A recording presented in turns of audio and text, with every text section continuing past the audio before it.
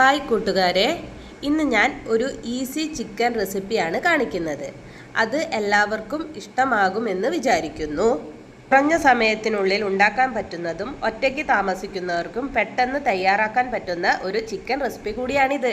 അപ്പോൾ അത് എങ്ങനെയാണ് ഉണ്ടാക്കുന്നതെന്ന് നോക്കാം.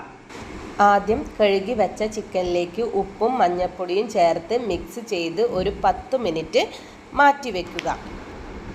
പിന്നീട് ഒരു പാത്രം അടുപ്പിൽ വെച്ച് വെളിച്ചെണ്ണ ഒഴിച്ച് അതിലേക്ക് കുറച്ച് തേങ്ങ, കറിവേപ്പില, ചെറിയ ഉള്ളി, വെളുത്തുള്ളി, മല്ലിപ്പൊടി, കാശ്മീരി മുളക് പൊടി ഇവ ഇട്ട് നന്നായി വഴറ്റിയതിനു ശേഷം അരച്ചെടുക്കുക.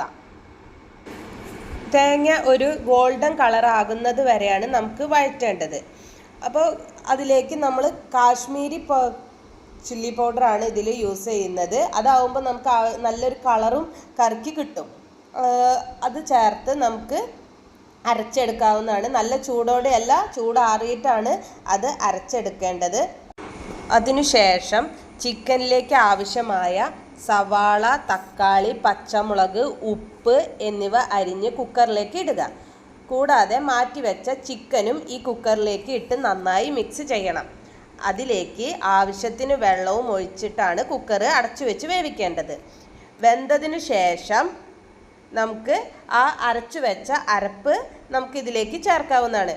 ഒരു ചെറിയ തിള വരുന്നത് വരെയാണ് നമുക്കത് ചൂടാവേണ്ടത്.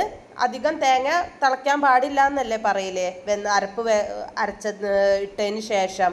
അപ്പോൾ ആ വെന്തതിന് ശേഷം അല്ലെങ്കിൽ തള വന്നതിന് ശേഷം ഗ്യാസ് ഓഫ് ചെയ്യാവുന്നതാണ്. എന്നിട്ട് നമുക്ക് ആവശ്യത്തിന് കറിവേപ്പിലയും മല്ലിയിലയും ഇട്ട് സ്വാദിഷ്ടമായിട്ടുള്ള ഈസി ചിക്കൻ കറി നമുക്കിവിടെ റെഡിയായി കഴിഞ്ഞിരിക്കുന്നു.